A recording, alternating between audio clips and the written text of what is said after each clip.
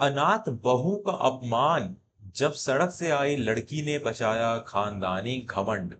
जब घमंड में अंधी सास ने अपनी अनाथ बहू को सरेआम सड़क की लड़की कहकर घर से निकाल दिया, तो उसी ठुकराई हुई बहू के एक कदम ने पूरे खानदान को सड़क पर आने से कैसे बचा लिया, जानकर आपके भी रोंगटे खड़े हो जाएंगे। नमस्कार दोस्तों, वर्मा स्टोरीज में आपका स्वागत है। मैं हूं आपका दोस्त विवेक वर्मा। और आज मैं आपके लिए जो कहानी लेकर आया हूं वह हमारे समाज की उस खोखली मानसिकता पर सबसे करारी चोट है, जहां इंसान की कीमत उसके कर्मों से नहीं बल्कि उसकी जन्म पत्री और उसके खानदान के नाम से तय की जाती है। अक्सर लोग खून और वंशावली के घमंड में इतने अंधे हो जाते हैं कि उन्हें सोने और पीतल का फर्क भी नजर नहीं आता। आज की यह कहानी आपके दिल की गहराई तक छू लेगी और आपको सोचने पर मजबूर कर देगी कि असली संस्कार महलों में पलते हैं या संघर्षों की भट्टी में। देवराजपुर नाम के एक बहुत ही समृद्ध और पुराने शहर में ठाकुर भानु प्रताप और उनकी पत्नी मंदाकिनी का निवास था। ठाकुर भानु प्रताप का रुतबा पूरे शहर में गूंजता था। उनकी सूर्य हवेली शहर की सबसे ऊंची और आलीशान इमारतों में से एक थी। लेकिन दौलत से भी ज्यादा भानु प्रताप और मंदाकिनी को अपने राजपूत राणा खानदान और अपने ऊंचे कुल का घमंड था। मंदाकिनी तो किसी ऐसे घर का पानी भी नहीं पीती थी जिसका रुतबा उसके खानदान के बराबर ना हो। उनके लिए दुनिया की सबसे बड़ी चीज थी खून की शुद्धता और कुल का नाम। उनका एक एकलौता बेटा था, अविनाश। अविनाश अपने माता पिता के बिल्कुल विपरीत था। वह एक बहुत ही शांत, समझदार और जमीन से जुड़ा हुआ युवा था। उसने हमेशा यही माना था कि इंसान की पहचान उसके कर्मों से होती है, उसके पिता की तिजोरी से नहीं। अविनाश शहर के एक बड़े विद्यालय में मुख्य प्रशासक के पद पर काम करता था। अविनाश के जीवन में बदलाव तब आया जब उसकी मुलाकात सुहासिनी से हुई। सुहासिनी उसी विद्यालय में एक साधारण सी शिक्षिका थी। वह बेहद सादगी पसंद, मधुर बोलने वाली और बहुत ही संस्कारी लड़की थी। लेकिन सुहासिनी के जीवन का एक ऐसा सच था जिसे सुनकर मंदाकिनी जैसी औरतों के माथे पर सिलवटें पड़ जाती थी। सुहासिनी एक अनाथ थी। उसे बचपन से किसी ने लावारिस हालत में सड़क किनारे छोड़ दिया था, जिसके बाद निर्मल हृदय आश्रम के संचालक एक वृद्ध और नेक इंसान माधव राव ने उसे अपनी बेटी की तरह पाला और पढ़ाया लिखाया था। अविनाश सुहासिनी की सादगी और उसके विचारों से इतना प्रभावित हुआ कि उसने अपने माता पिता के सामने सुहासिनी से विवाह करने का प्रस्ताव रख दिया। जब मंदाकिनी ने यह सुना कि उसका इकलौता बेटा एक अनाथ और लावारिस लड़की को इस शाही हवेली की बहू बनाना चाहता है, तो हवेली में भूचाल आ गया। क्या मेरे बेटे की मति मारी गई है? जिस हवेली में राजा महाराजाओं की बेटियां ब्याह कर आने के सपने देखती है, वहां तो एक ऐसी लड़की को लाएगा जिसका ना कोई गोत्र है, ना कुल और ना ही कोई माँ बाप। यह हरगिज नहीं होगा अविनाश, मंदाकिनी ने क्रोध से कांपते हुए कहा। लेकिन अविनाश भी अपनी जिद पर अड़ा रहा। जब अपने उसने अन्न जल का त्याग किया, तो ठाकुर भानु प्रताप को अपने ही बेटे की जिद के आगे झुकना पड़ा। बहुत ही साधारण तरीके से एक मंदिर में अविनाश और सुहासिनी का विवाह संपन्न हो गया। जब सुहासिनी लाल जोड़े में सूर्य हवेली की चौखट पर पहुंची, तो उसकी आंखों में एक माँ के प्यार की बहुत गहरी आस थी। उसने बचपन से कभी किसी रिश्ते का सुख नहीं देखा था। उसे लगा था कि आज उसे एक भरा पूरा परिवार मिल गया है। लेकिन मंदाकिनी ने उसे दरवाजे पर ही रोक दिया। मेरे घर की दहलीज पर कदम रखने से पहले यह बात अपने दिमाग में अच्छी तरह बैठा लेना, लड़की, कि तू मेरे बेटे की जिद हो सकती है, लेकिन इस खानदान की बहू तू कभी नहीं बन सकती। तेरे शरीर में वो संस्कार और वो खून है ही नहीं जो हमारे कुल की गरिमा को संभाल सके। तेरा काम बस इस घर के एक कोने में पड़े रहना है। मंदाकिनी के ये शब्द किसी जहरीले तीर की तरह सुहासिनी के सीने में उतर गए। सुहासिनी ने चुपचाप अपने आंसू पोंछे और हवेली में प्रवेश किया। उस दिन के बाद से सुहासिनी का जीवन किसी तपस्या से कम नहीं था। मंदाकिनी उसे हर छोटी बात पर नीचा दिखाती। हवेली में नौकरों की कोई कमी नहीं थी। फिर भी मंदाकिनी सुहासिनी से पूरे घर का पोछा लगवाती और कहती, तुझे तेरी असलियत याद रहनी चाहिए। जो सड़क से उठकर आए हों उन्हें जमीन पर ही रहना चाहिए। सुहासिनी ने कभी उफ तक नहीं की। वह हर ताने को पी जाती। सुबह सबसे पहले उठकर पूरे घर की सफाई करती, पूजा पाठ करती और अपने सास ससुर के लिए अपने हाथों से भोजन बनाती। वह सोचती कि शायद उसकी सेवा और उसका मौन एक दिन उसकी सास के पत्थर दिल को पिघला देगा। इसी बीच अविनाश की छोटी बहन काव्या के विवाह की उम्र हो गई। काव्या भी अपनी माँ की तरह ही घमंडी और दिखावे को पसंद करने वाली लड़की थी। मंदाकिनी ने अपनी बेटी के लिए एक ऐसा रिश्ता ढूंढा जो देखने में बहुत ही शाही और रईस था। लड़के का नाम रोहन था। रोहन के पिता ने खुद को एक बहुत बड़े राजघराने का वंशज बताया था। जब वे लोग रिश्ता लेकर आए तो बड़ी-बड़ी महंगी गाड़ियों में आए, सोने की चैन और हीरे की अंगूठियां पहन कर रखी थी और बातों में सिर्फ करोड़ों की जमीनों और महलों का जिक्र था। मंदाकिनी ने उनकी चमक-दमक देखकर अंधी हो चुकी थी। उसने बिना कोई जांच-पड़ताल किए रिश्ता पक्का कर दिया। शादी की तैयारियां जोरों-तोरों से शुरू हो गई। मंदाकिनी ने अपनी हैसियत से बढ़कर खर्च करना शुरू कर दिया। यहाँ तक कि उसने अपनी पुरानी पुश्तैनी संपत्तियों को भी गिरवी रख दिया ताकि शादी में कोई कमी ना रहे और समाज में उनका रुतबा बना रहे। सुहासिनी एक बहुत ही समझदार और पारखी नजर वाली लड़की थी। एक दिन जब रोहन अपने परिवार के साथ हवेली आया हुआ था, सुहासिनी चाय लेकर उनके कमरे की तरफ जा रही थी। तभी उसने देखा कि रोहन हवेली के एक पुराने नौकर को बहुत ही गंदी और भद्दी गालियां दे रहा था, क्योंकि नौकर से गलती से उसके जूतों पर चाय की एक बूंद गिर गई थी। सुहासिनी को यह बात बहुत अजीब लगी, क्योंकि जो लोग सच में ऊंचे और संस्कारी खानदान के होते हैं, वे कभी गरीबों का इस तरह तिरस्कार नहीं करते। उसी शाम जब सुहासिनी बैठक की सफाई कर रही थी, तो उसे सोफे के नीचे एक पर्ची मिली। यह पर्ची उस महंगी गाड़ी के किराए की रसीद थी, जिसमें रोहन का परिवार आया था। सुहासिनी का माथा ठनक गया। जो लोग खुद को अरबपति राजघराने का बताते हैं, वे किराए की गाड़ियों में क्यों आएंगे? उसे शक हो गया कि रोहन और उसका परिवार बहिरूपियों का एक गिरोह है, जो काव्या की जिंदगी और इस हवेली की दौलत को लूटने आया है। सुहासिनी से रहा नहीं गया। वह भागती हुई मंदाकिनी के कमरे में गई और उसने सारी बात अपनी सास को बता दी। उसने हाथ जोड़कर कहा, माँ जी, मुझे रोहन और उसके परिवार पर बहुत गहरा शक है। उनके हाव भाव और उनकी बातें सच्ची नहीं लगती। कृपया आप काव्या की जिंदगी का फैसला करने से पहले उनके बारे में थोड़ी और छानबीन कर लीजिए।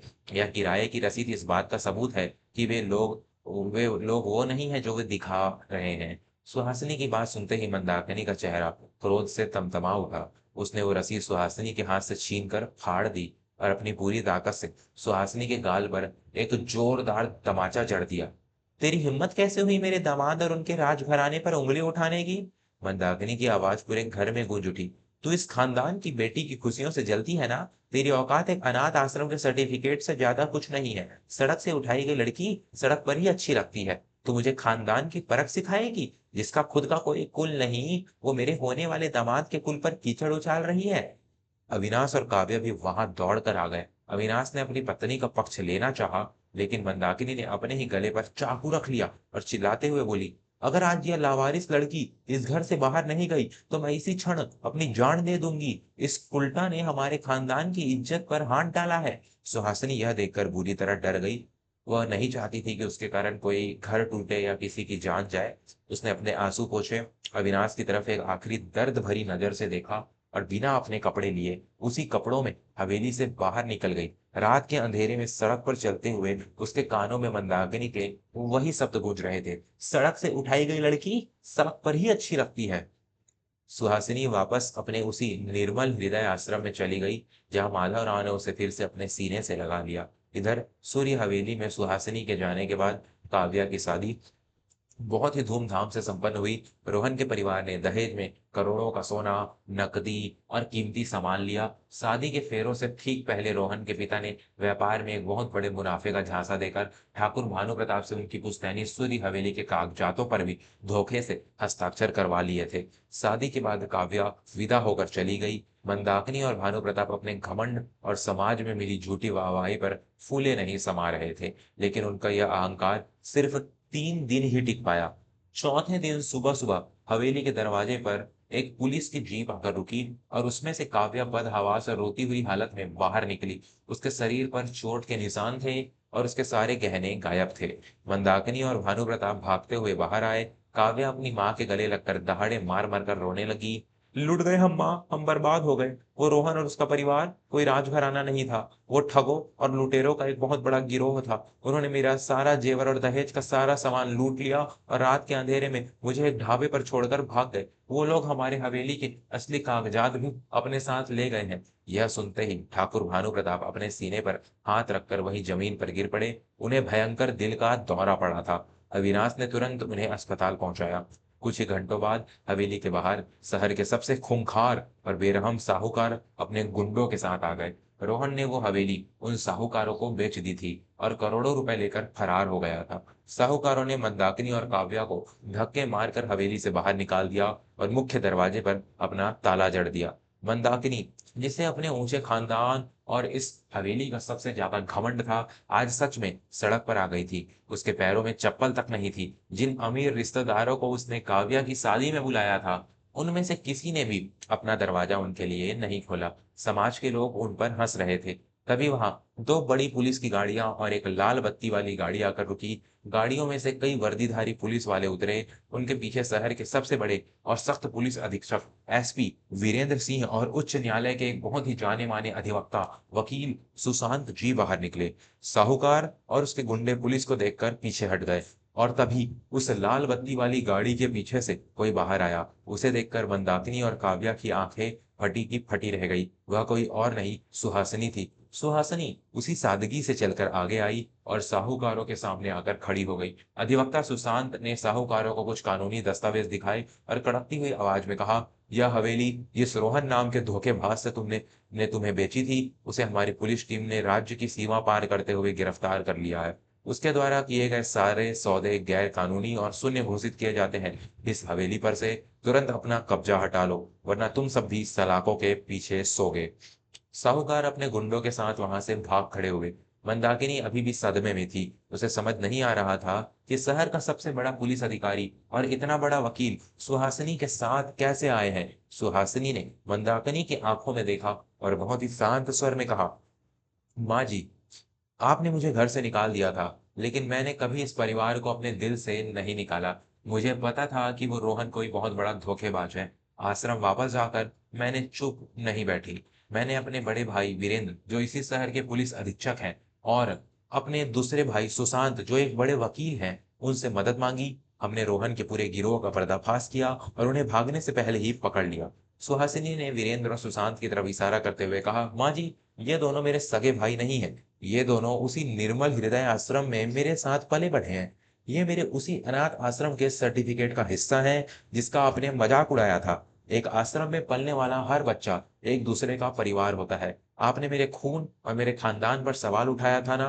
मेरा खानदान किसी राजा महाराजा का नहीं है माँ जी। मेरा खानदान इन अनाथ बच्चों का है, जिनके संस्कार और जिनका प्रेम दुनिया के किसी भी राजघराने से बहुत ऊंचा और पवित्र है। यह सुनते ही मंदाकिनी की आत्मा जैसे छलनी हो गई। उसे अपनी हर एक बात, अपनी हर एक गाली और अपना वो खोखला घमंड किसी भयंकर पाप की तरह नजर आने लगा। जिस लड़की को उसने सड़क की कहकर दुत्कारा था, आज उसी लड़की के अनाथ भाइयों ने उसके खानदान की इज्जत, उसकी बेटी की जिंदगी और उसके पति के प्राण बचाए थे। और जिसे उसने ऊंचे खानदान का बताकर अपनी बेटी सौंपी थी, उसने उन्हें सड़क पर ला खड़ा किया था।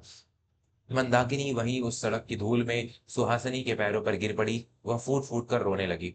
मुझे क्षमा कर दे मेरी बच्ची, मुझे क्षमा कर दे। मैं अंधी हो गई थी। मुझे लगता था कि ऊंचे घरों में जन्म लेने से ही इंसान ऊंचा बनता है, लेकिन आज तूने मेरी आंखें खोल दी। असली खानदान खून से नहीं, संस्कारों से बनता है। तूने आज मुझे और मेरे घमंड को सड़क पर रेंगने से बचा लिया। मैं दुनिया की सबसे अभागन सास हूँ, जिसने साक्षात देवी को अपने घर से निकाल दिया। काव्या भी रोते हुए सुहासिनी के गले लग गई। सुहासिनी ने अपने कांपते हुए हाथों से अपनी सास को उठाया। उसने कहा, मैं कोई देवी नहीं हूँ माँ। माँ जी, मैं तो बस आपकी एक साधारण सी बहू हूँ, जिसे सिर्फ एक माँ के प्यार की जरूरत थी। सुहासिनी ने हवेली का ताला खुलवाया और मंदाकिनी को ससम्मान अंदर ले गई। अस्पताल से ठीक होकर जब ठाकुर भानु प्रताप लौटे, तो उन्होंने भी सुहासिनी के सामने हाथ जोड़ लिए। उस दिन के बाद से सूर्य हवेली में कभी खानदान या खून की बात नहीं हुई। मंदाकिनी ने अपना सारा जीवन सुहासिनी को वही माँ का प्यार देने में बिता दिया, जिसके लिए सुहासिनी हमेशा से तरसती थी। दोस्तों, इस कहानी से हमें यही सबसे बड़ी सीख मिलती है कि इंसान की असली पहचान उसका बैंक बैलेंस, उसका उपनाम या उसका कुल नहीं होता। इंसान की असली पहचान उसके वो संस्कार होते हैं जो विपरीत परिस्थितियों में भी उसे सही रास्ते पर चलने की ताकत देते हैं। घमंड एक ऐसी बीमारी है जो सबसे पहले हमारे अपनों को ही हमसे दूर करती है। इसलिए जीवन में कभी भी किसी के अतीत या उसकी साधारण स्थिति को देखकर उसका तिरस्कार ना करें, क्योंकि कोयले की खान से निकला हुआ पत्थर ही अक्सर सबसे कीमती हीरा साबित होता है। आपको आज की यह कहानी कैसे लगी? क्या आपने भी समाज में लोगों को उनके कुल या रुतबे के आधार पर भेदभाव करते हुए देखा है? अपने विचार हमें नीचे लिखकर ज़रूर बताएँ और हाँ, अगर आप वर्मा स्टोरीज़ पर नए हैं, तो हमारे चैनल को सब्सक्राइब करना ना भूलें, ताकि ऐसी ही दिल को छू लेने वाली और समाज को एक नई दिशा देने वाली कहानियाँ हम आप तक पहुँचाते रहें। मैं हूँ आपका दोस्त विवेक वर्मा। अपना और अपनों का हमेशा बहुत ख़्याल रखिएगा। नमस्कार।